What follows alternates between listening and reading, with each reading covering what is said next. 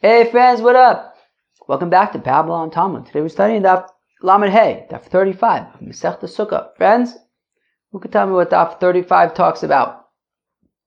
Daf 35 discusses the Esrog, right? We learned the Mishnah at the end of the Daf yesterday about the halachos of the Esrog, and we go into detail about that. Basically, what is an Esrog? Excuse me. Alright. What is an Esrog?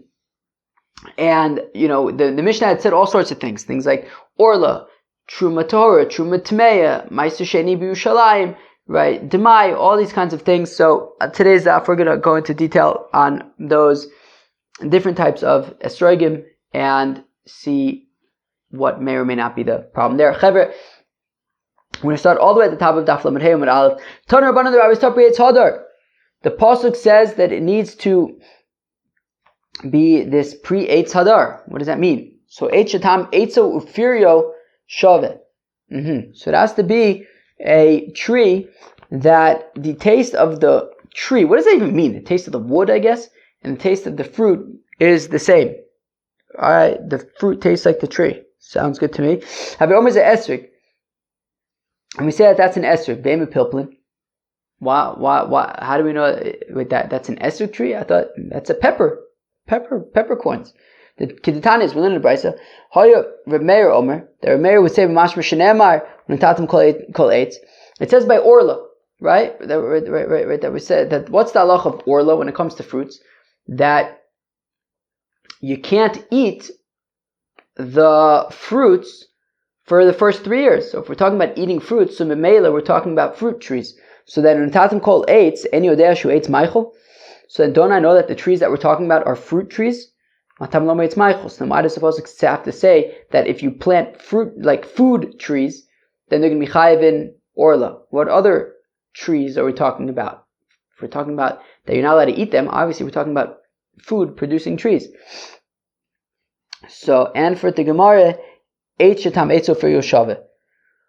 What it means is that what's called Eitz Meichel, we're talking specifically about a tree that that the fruit tastes like the tree itself. If you almost a pilplin, and what is that? That's talking about peppercorns. To teach us that peppercorns are chayiv in Orla. And it also teaches us that Eretz Yisrael does not lack anything. Shneimar, as the pasuk says, that there's nothing lacking in Eretz Yisrael. Of course, like a nudnik, I like to point out that the internet could be a lot faster. Anyways, so what were we talking about? No. So on the one hand, we're saying that an esrig is that pre-Eitz Hadar means that the tam eitzo fir yoshave, that the fruit tastes like the tree itself, and that's an esrig. 1 second, we said the same thing about a peppercorn. Maybe an esrig is not a citron. Maybe it's a peppercorn. Hasam mishum delo efsher hechinayvet. So the Gemara says the reason why we don't use peppercorns as a pre-Eitz Hadar is because how are you gonna take peppercorns as your esrog? Ninkot chada, what you're gonna take one peppercorn? Kilu, you have your oshaina, you have the lulav, the adasim, the aravos, and one peppercorn. Lo minkra likichasa. Nobody will even be able to tell that you're taking this pre-Eitz Hadar. It's tiny. Ninko treo tlasa. What are you going to take? 2 or 3 of them? Pre-echod amar Rachman v'lo shnayim v'shlosha. Torah says it's one pre-Eitz Hadar, not a few of them. So therefore, memele, we're not talking about peppercorns. Hilgach le'efshar. So it's impossible, and therefore it must be a reference to a different fruit, that the fruit tastes like the tree, and that is the citron. Rabbi Omer says, Rabbi Atikri, Hadar ela hadir. Don't say Hadar, rather say Hadir. Pronounce it Hadir, like a corral of animals. Madir yeshbo, Madir ze yeshbo, gudolim ktanim tmimum valimumin. Just like a corral of animals has big animals, small animals, healthy animals with blemishes. Here also, when it comes to a esrig, yesh bo gdolim ktanim tmimim uvalimumin, we're talking about a fruit that has big fruits, small fruits, healthy fruits, blemished fruits. So that's an esrig. Effectively, Gemara, 1 second. What? Is that unique to esrogim? That only an esrig, that only a citron has big fruits, small fruits, healthy fruits, blemished fruits. Any fruit tree is going to have that. So no, this is what it means. As we learned recently, that an esrig, and as we're going to see again in a second, that an esrig, like a citron, the fruits can remain on the tree for multiple years. And therefore, what it means is not just that there are bigger ones and smaller ones, healthy ones and blemished ones. What it means is that the bigger ones and the small ones, meaning that there are fruits that are still on the tree from last year even. So while there are new fruits budding, there are old fruits that are bigger fruits that have been there for already from a different year, and that's something that is unique to the citron tree. Rav Abba Amar says, Rav Abba, Al Tikre Hadar Ela Hadar. Don't say Hadar, rather say Hadar, something that lives. Davar Shadabri Lonu Mishana Lashana, something that remains on the tree from one year to the next. Ben Azai Amar says, Ben Azai, Al Tikre Hadar Ela Hidur. Shakim Beloshin Yivani Koran Lamoyim Hidur. That apparently in Greek they call water Hidur, so therefore Hadar is like Hidur, and Ve'ezvi Shagala Komayim, Haviyom is a esrig. What is, I guess, a fruit that can grow on all sorts of different waters? That's in esrig. Alright, sounds good to me. So what you do is you go to wherever they sell the dalaminim and you buy whatever they're selling over there. Let's go weiter. If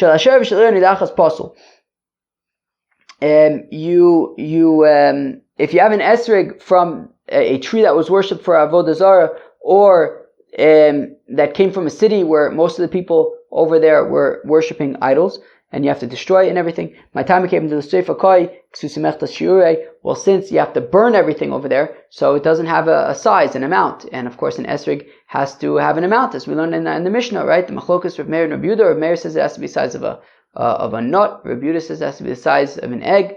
So it has to have a size. And if it's condemned to be burned, it doesn't have any size. It's considered to not have any size. Shall Orla Apostle Givaldig. So if you have an esrig of Orla, meaning if this citron fruit is less than 3 years old, right? Meaning it comes from a tree that's less than 3 years old. So that's what's called Orla, and it's Asur Ba'ana, also Asur Ba'achila.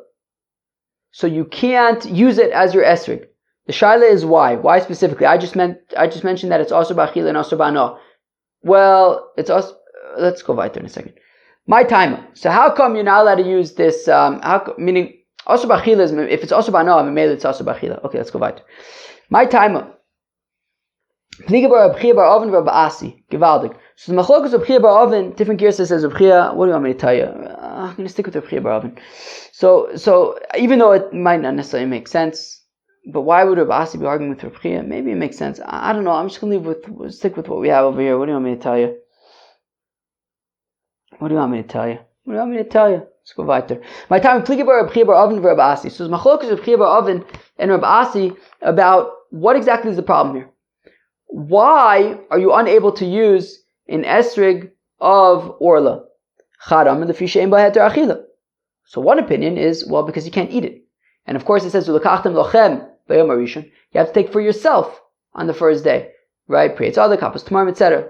So the esrig needs to be lachem. It has to be yours. And if you can't eat it, it's not considered yours. So those who say, because Orla doesn't have any value, doesn't have any monetary value, it doesn't have a din of mammon, you can't burn it, you can't do anything with it. And therefore, if it doesn't have any value, any din mammon, it's not considered yours, you can't do anything with it. So therefore, it's not considered yours, and therefore it's not lachem. So again, so there's machlokas. One says because you can't eat it. The important thing is whether you can eat it or not. The other one says, no, what's important is whether it's considered yours. Can you do with it what you want? Can you burn it? Can you use it as like fuel for your fire? The answer to both of these questions is no, you can't eat it, and doesn't have a din mammon. Therefore, it is also kosagadaite mande by heter achila lo by din mammon, mande by din mammon lo by heter achila. So now we're assuming for now that these two opinions are mutually exclusive. That the opinion that says that an esrig of orla is puzzle because you can't eat it. So what's important is whether or not you can eat it. Whether or not it's a din mammon is irrelevant. So therefore, as long as you can eat it, even if it doesn't have a din mammon, who cares? And also vice versa, that we're assuming that the Mandamar who says that what's important is that it has a din mammon. As long as it has a din mammon, it's kosher even if you can't eat it. Okay? Tanan, we have a Mishnah that says, Truma Tmeya, apostle. So our Mishnah says, Shel Truma Tmeya, apostle. Our Mishnah says that an esrig of Tamei Truma is apostle. Now what's interesting about Tamei Truma is that of course you're not allowed to eat it. Okay, fine. But it does have a din mammon. You are allowed to use it for fuel, for your fire. Truma Tmeya. And now we're saying that it is puzzle. So I understand why an esrig of truma tmeya, of impure truma, is puzzle. I understand why it's puzzle according to Mandamar who says that what's important is that you have to be able to eat it. Nobody can eat truma tmeya. Therefore, it's a puzzle esrig. But according to the opinion that what's important is whether or not it has a din mammon, whether or not it's considered yours, that you can burn it, that you can get benefit from it. Well, why should I be unable to use an esrig of truma tmeya? It has a din mammon. You can use it for fuel for your fire. So I should be able to use it for my esrig. So it's a kasha. And the Manda Amar who says that what's important when considering if something is considered yours or not by an esrig is whether it has a din mammon. But here we have an example of truma tmeya that has a din mammon. You can burn it under use it for fuel for your fire, and yet we're saying it's a puzzle esrig. Ooh, friends, what do we do? So rather, both opinions agree that as a baseline, you need to be able to eat it. If you can't eat the esrig, it's not, it's kind of a basic type of hana'ah benefit you can get from a fruit is the ability to eat it. If you can't eat it, forget it. It's not going to be a kosher esrig. And therefore, when it comes to truma tmeya, you can't eat it. So everyone agrees that's going to be a puzzle esrig. Ki plige bedin mammon, the question is, in addition to being able to eat it, does it have to have a din mammon? So 1 second. And therefore, the reason why the Mishnah says that an esrig of truma tmeya is psula is because you can't eat it. And therefore, since you can't eat it, it's memele going to be pasul. So even the Manda Amar who says that what's important is din mammon, he would also agree that even though it has a din mammon, even though you can use it for fuel, still it's going to be a pasul esrig because you can't eat it. You have to be able to eat it. The question is, if in addition to being able to eat it, does it also have to have a din mammon? And we'll find the nafkamina soon. One opinion is that while you have to be able to eat it, that's it. It doesn't have to have a din mammon. You don't have to be able to, let's say, burn it. Whereas the other opinion is that in addition to being able to eat it, you also have to have a din mammon. My binai, what's this case? What would be an example of something that you're allowed to eat, but you would not be able to get benefit from? It's not considered yours. It's not considered your property. So benayu meiser sheni should be Yerushalayim alibu to Reb Meir. The nafkamina is meiser sheni in Jerusalem. Of course, meiser sheni, we know it's the second tithe, right? First you take 2%, that's truma. Then you take 10% of your field, that's meiser rishon. Then you take another 10%, that's what's called meiser sheni. And on years 1, 2, 4, and 5, you schlep it to Yerushalayim and you can eat it in Yerushalayim. So it's obviously allowed to be eaten. But Reb Meir says that while you're allowed to eat meiser sheni in Yerushalayim, it doesn't technically belong to you, it belongs to God. So it doesn't have a din mammon, it's not considered yours. So meiser sheni in Yerushalayim, according to Reb Meir, now the Chachamim argue and say that it is mammon hedjud, it is yours. According to Reb Meir, it's mammon gavoa, it belongs to God. So everyone agrees that you're allowed to eat meiser sheni in Jerusalem. But the question is, who does it belong to? Does it belong to you or does it belong to God? So according to the Manda Amar, who says that when it comes to an esrig, you only have to be able to eat it. It doesn't have to have a din mammon. It doesn't have to be yours. In terms of your property. So then, as long as you can eat it, it's a kosher esrig. It's considered lachem. So Meiser Sheni in Yerushalayim, even according to Reb Meir, who says that Meiser Sheni is mammon gavah, who cares? As long as you can eat it, it's a kosher esrig. But according to the Mandar, who says that in addition to being able to eat it, it also has to, be mammon hedge. It has to be your property. Well, Meiser Sheni in Yerushalayim, while you might be allowed to eat it, it's not your property. So according to that Mandar, you would not be allowed to use it as an esrig. Very nice. So according to Mandar, who says that what's important is whether you can eat it or not. Well, you can eat Meiser Sheni in Yerushalayim. Mandar lefi she'ein ba din mammon. Meiser Sheni mammon gavahu tistayim. Period. So according to Madam, who says that in addition to being able to eat it, it also has to be your mammon. So Meiser Sheni, according in Yerushalayim, according to Reb Meir, well, Meiser Sheni, I guess in general, according to Reb Meir, right, is mammon gavoah, it belongs to God. It's not mammon hedjit, it doesn't belong to you, and therefore you would not be allowed to use this esrig, according to the Mandam, who says that in addition to being able to eat it, it also has to be your mammon. Alright, very nice. Zog the Gemara, it's time to have Asi, lefi she'em badim mammon. Let's say that in this machlokus between Rabbi Chia bar Oven and Rabbi Asi, where they both agree that you have to be able to eat the esrig, but one of them says that in addition to being able to eat the esrig, it also has to be your mammon. The other Manda Amar says that no, it doesn't have to be your mammon. Let's say that Rabbi Asi is of the opinion that it has to be your mammon, in addition to being able to eat it. The Amar Rabbi Asi, that says Rabbi Asi esrig shel Meiser Sheni, that says Rabbi Asi that when it comes to an esrig of Meiser Sheni in Yerushalayim, the divrei Reb Meir, according to Reb Meir, who says that it's mammon gavoah, ein adam yotze bo yedei chavos b'yom tiv. A fellow would not be able to use it for his esrig according to Reb Meir. So we see that Rabbi Asi is saying that according to Reb Meir, who says that an esrig is mammon gavoah, and it's not the fellow's money, property, so you would not be allowed to use that esrig. So we see that according to Rabbi Asi, whether or not it's considered your mammon is important. The Divrei Chacham, whereas according to the Chacham, who say that Meiser Sheni in Yerushalayim is mammon hedjit, it belongs to you, well then Adam Yotzei Bo Yedei Chavaso B'Yom Tiv, a fellow would be able to use it because you can eat it, and you can eat it, and it's considered yours according to the Chachamim. So therefore, Tistayim, we see that it is Rabbi Asi who holds that in addition to being able to eat the esrig, it also has to be your mammon. Gufo, we said earlier, Rabbi Asi, meaning we just said a second ago, says Rabbi Asi, esrig shel Meiser Sheni, that when it comes to an esrig of Meiser Sheni in Yerushalayim, the divrei Reb Meir, ein adam yotzei bo yedei chavaso b'yom tiv.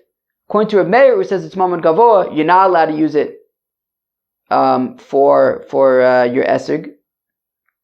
Divrei Chachamim, according to the rabbis, adam yotzei bo yedei chavaso b'yom tiv, you would be able to use it for an esrig because it's mammon hedjit. Okay.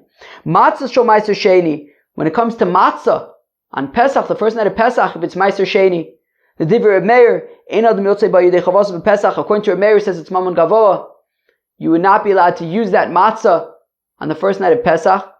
The Gemara is going to ask in a second, what's the deal with Pesach? What does Pesach have to do with anything? It doesn't say lachem by Pesach. According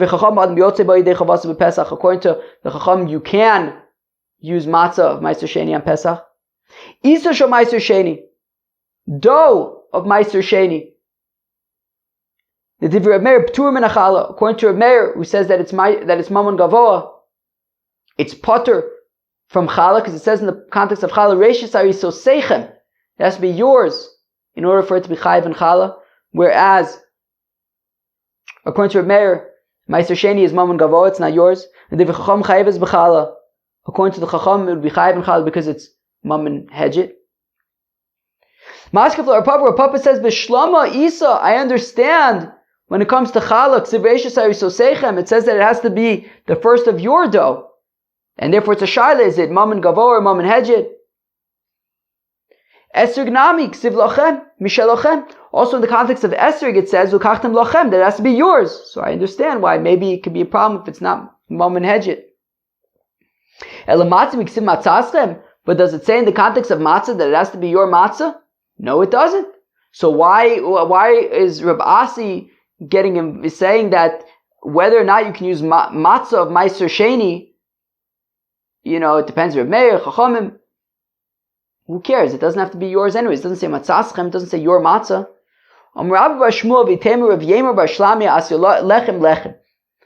So it says Rav Bar Shmuel, some say Taka Reb Yemer Bar Shlami, it's a Gzeir Shavah l'maisa. It says over here, by matzah lechem oni, when it says by chala ba'achalchem b'lechem ha'aretz, it'll be when you eat from the bread of the land. So malahalon mishalachim b'lo mishal meiser. So just like when it comes to chala, it has to be yours and not meiser sheni, according to Meir at least. Afkan, here also by matzah mishalachim b'lo mishal meiser. It's going to be it needs to be yours, and not if it's Ma'aser Sheni, according to Reb Meir, who says that it's Mammon Gavoa. So both by Challah and by Matzah, it would have to be yours. Let's say that the following supports Reb Asi. Isa Shomaiser Sheni P'tur Min Achala. Divrei Reb Meir, that we have a brisa that says that according to Reb Meir, dough of Ma'aser Sheni is potter from Challah. Chacham Omrim, whereas the Chacham say chayeves b'chala. The Chacham say that the dough of Ma'aser Sheni is taka chayeves and chala. So let's say that supports Reb Asi, who says that according to Reb Meir, who says that Ma'aser Sheni is mammon gavoa, it would be potter from chala. So let's say that supports Reb Asi. In fact, the Gemara, lema misayeyale. What do you mean? Let's say that this supports him. This is exactly what he says. Not just a support, it's mamish like a knockout. This is literally exactly the same thing that he's saying. It's not like a possible support. It's literally what he's saying. No, so what we're saying is, let's say that this supports him, meaning that Reb Asi said that the machlokas between that when Reb Meir says that Ma'aser Sheni is Mammon Gavoa, and the Chacham said that Ma'aser Sheni is Mammon Hedjit, right? So Rav Asi now wants to say that therefore, when it comes to Esrig, according to Rav Meir, you wouldn't be able to use it for Esrig. When it comes to Matzah, according to Rav Meir, you wouldn't be able to use Ma'aser Sheni for Matzah. According to Challah, according to Rav Meir, you wouldn't be able to, Ma'aser Sheni would be potter from Challah. Right, so Rav Asi basically applied this machlokes to Matzah, Esrig, and Challah. Now we just have a brisa that certainly supports Rav Asi's opinion when it comes to Challah. Right, as it says, Isa shel Ma'aser Sheni p'tur min Challah divrei Rav Meir. That according to Rav Meir, dough of Ma'aser Sheni is potter from Challah. Boom. It's exactly what Rav Asi is saying. Now the question is that now just because we have a brisa that clearly states that according to Rav Meir, dough of Ma'aser Sheni would be potter from Challah, do we say that just like he says that by Challah, he would also say that by Matzah and by Esrig? Or maybe no. The brisa is saying that Rav Meir would say that it would be potter from Challah, right? What does the Gemara say? Right? Bahanami plige, or Dilma shiny Isa, but possibly Challah might be an exception to Amar Kari Sosechem Sosechem Trezimne, that it says by Challah Arusosechem twice. And therefore it's possible that yes, the brisa is clearly saying that according to Rav Meir, Challah is potter from Ma'aser Sheni is potter from Challah, because it would have to be yours, and if it's Mammon Gavoa, then it's not yours. But also it says Arisosechem twice in the context of Challah. So maybe by Challah we're like particularly stringent, but maybe when it comes to Matzah and when it comes to Esrig, maybe Rav Meir would say that even though it's Mammon Gavoa, it still would be considered Lachem, since you can eat it when it comes to Esrig and when it comes to Matzah. Maybe he wouldn't be as stringent, since, maybe specifically by Challah it says, because it says Arisosechem twice, we're more stringent, and therefore Rav Meir holds that since it's Mammon Gavoa, it wouldn't be considered Lachem, and therefore it wouldn't be Arisosechem, and it would be potter from Challah. The question is, would he say the same thing also by Matzah and by esrig.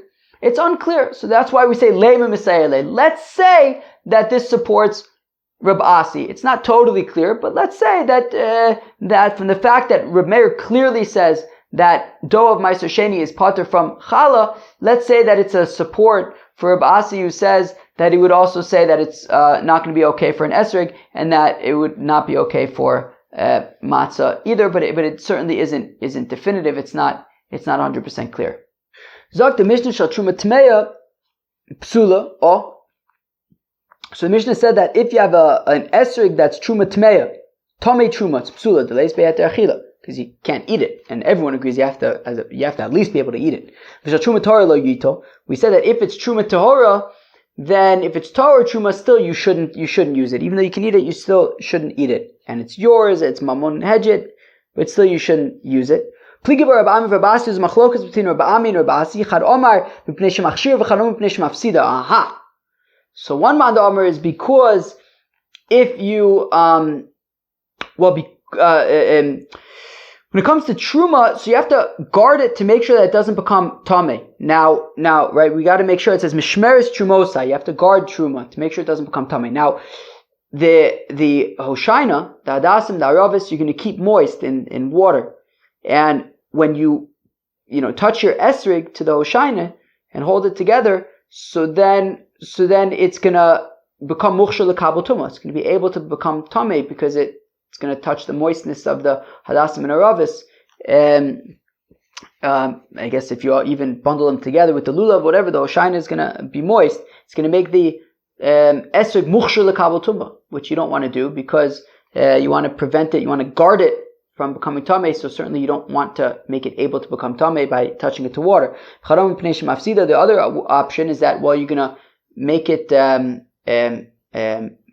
You're gonna ruin it, right? You're gonna be whole, right? There's definitely a difference between the esrig when you buy it from the store, it looks beautiful, and the esrig on the last day of Sukkot. Right, it's already, you've been holding it a whole bunch and rubbing it against your lulav, and the esrig becomes, not as gishmak as it started. And since it's truma, you don't want that either. You want to take care of it and keep it as pristine as possible. And therefore, you really should not be using an esrig of truma tahora. Now, my benayu, what's the nafkamina between if the issue is that you're being machshir l'kabel tumah versus if you're ruining it?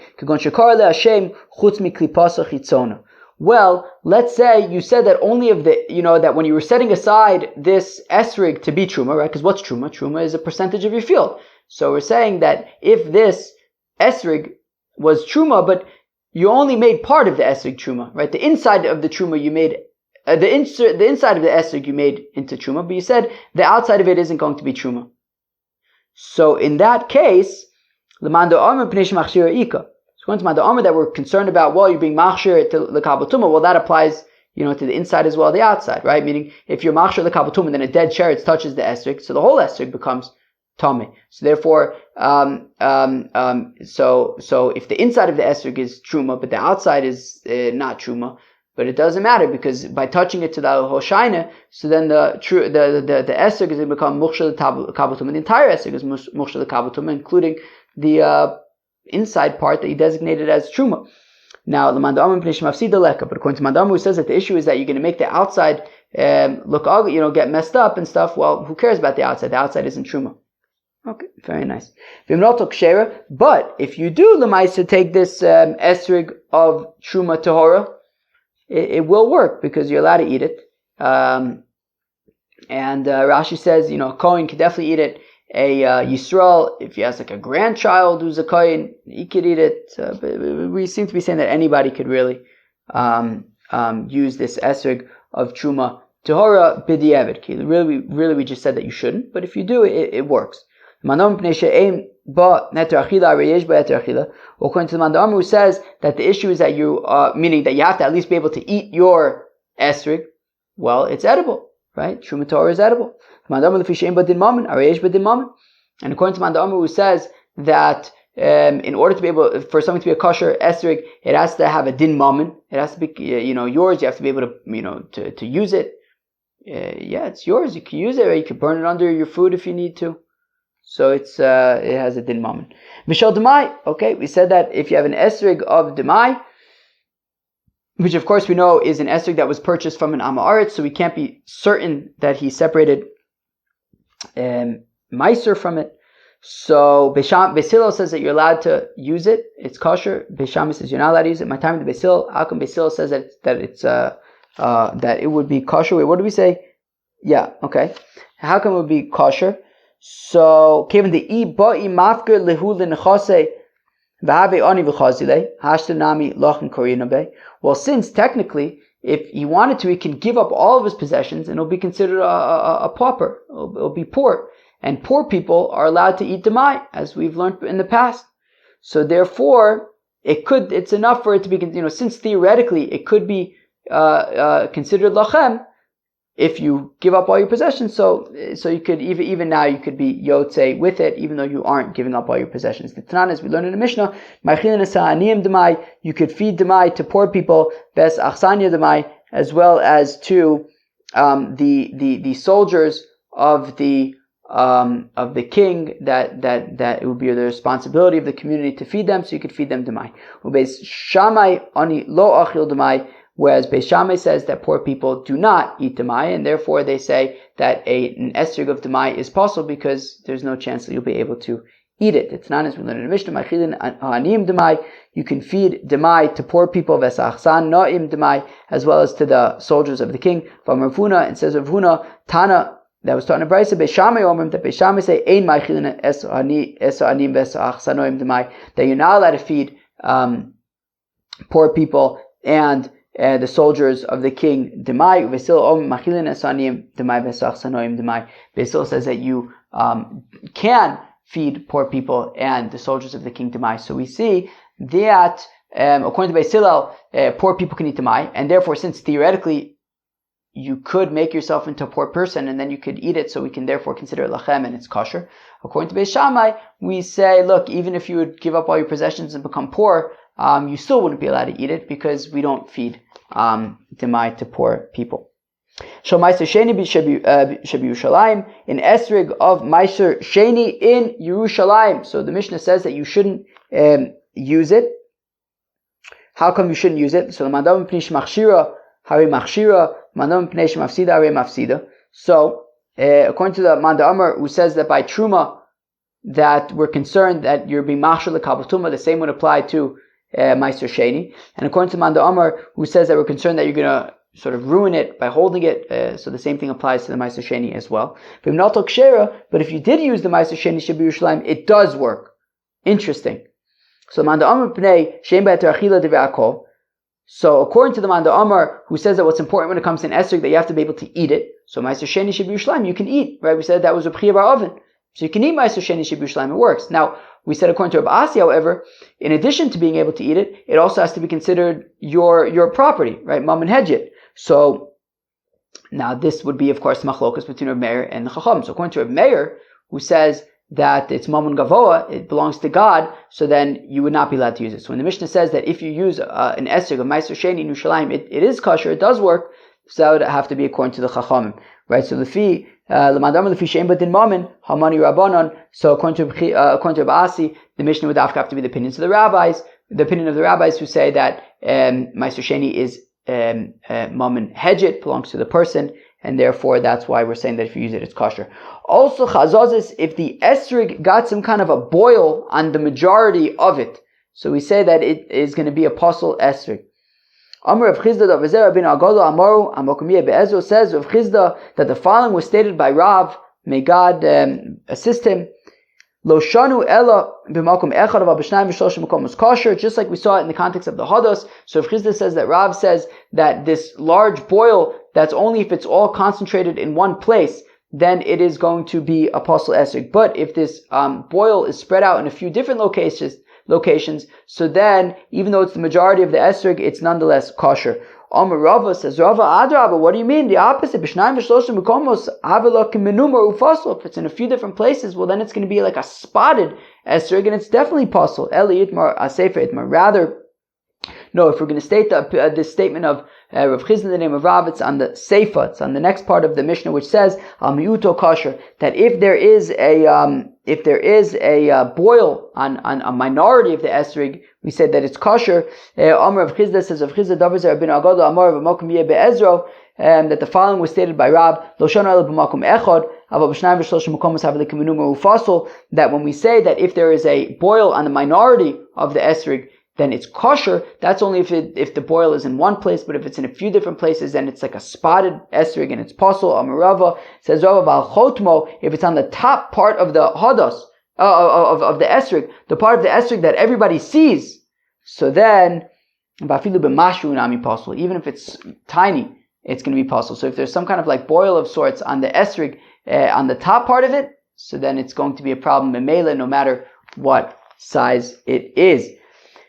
Nidla pitmaso, if the pitum got removed. Taner Rabbi Yitzchak ben Elazar not lebuchanto. What's the pitum? It's what we refer to as a pitum. It's like it's the top part of the esrig. I don't know if I said yesterday, coming to think of it, that it's like the part where it was connected to the tree. I don't know. No, that's not what the pitum is. The pitum is not where it's connected to the tree. That would be the bottom part. The pitum is like this little thing that sticks off the top of the esrig. So if it gets removed, so then it will be considered choser, and that can be a problem. All right, friends, that was daf Lamed Hey of Masechta Sukkah. It's kind of like an interesting daf, like a lot of very technical, kind of almost like sugya kind of things. So the first part of the daf, we're discussing what exactly is an esrig. Maybe it's a peppercorn. So we said no, peppercorns you can't really use as an esrog; they're too small. So no, it's a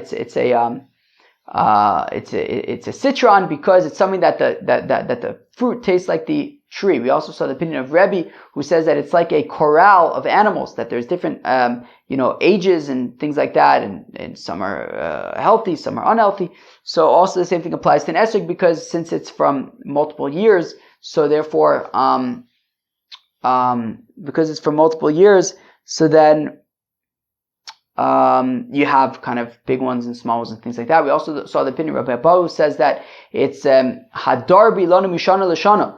That it's a fruit that lives on the tree from one year to the next. And we saw Ben Azai's opinion, which is that hidur, which is like water, that it's esrog could apparently grow on all sorts of types of water. Then we got to this interesting machlokas between Rav Chia bar Oven and Rav Asi when it comes to an esrog of orla. We said that an esrog of orla you're not allowed to use an esrog within the first three from a tree that's less than 3 years old. Rav Chia bar Oven says, well, because you can't eat it. That's the problem. And Rav Asi says that the problem is that it's not yours, right? You can't even burn it.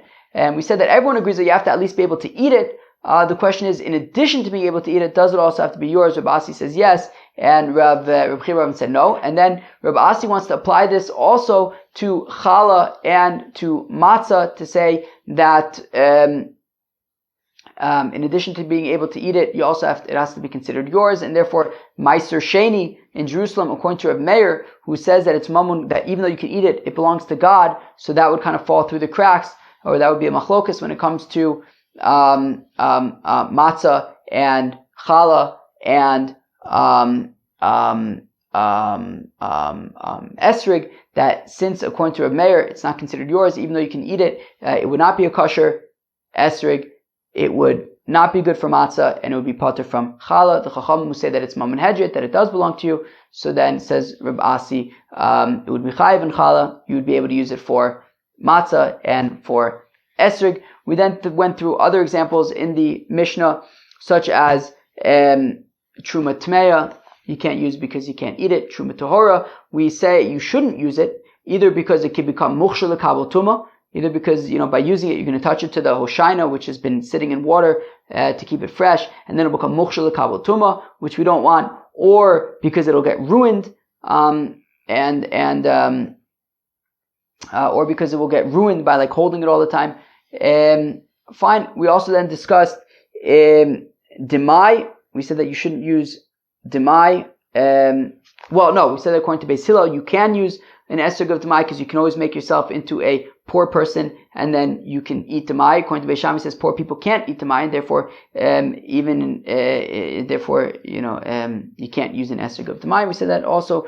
We got back to Meiser Sheni. We said that you shouldn't use it because again, either be machshir l'kabel tuma or because it is you're going to ruin it. But if you do use it, we say that it is okay, and that would be according to the rabbis who say that it is. Well, according to Reb Chia bar Oven, that's according to Reb Meir, and according to the rabbis, because as long as you can eat it, it will be a kosher esrog. Whereas according to Reb Asi, who says that in addition to being able to eat it, it also has to be mammon hedged, it has to belong to you, it has to be your property. So then, when the Mishnah says it's kosher, that's not according to the Chacham, who say that Ma'aser Sheni Shebiyushalayim is mammon hedged. According to the Reb Meir says it's mammon gavoa, it would be possible. And then we said that if the esrog has a boil on it, so if there's a boil in the majority of it, it's possible. If there's a boil in the minority of it, so it says Rav, it would be kosher if it's in one place. If it's in a few places, then it will be spotted and no good. And then Rava points out that if it's on the top part of the esrog that's like highly visible, so even a tiny little spot or boil would be a problem. And then we said that if the pitum falls off and the esrog is like now choser, it's missing part of it, so then it would be a possible esrog. Cheve, that was Daf Lamed Hey. I hope you enjoyed. Peace.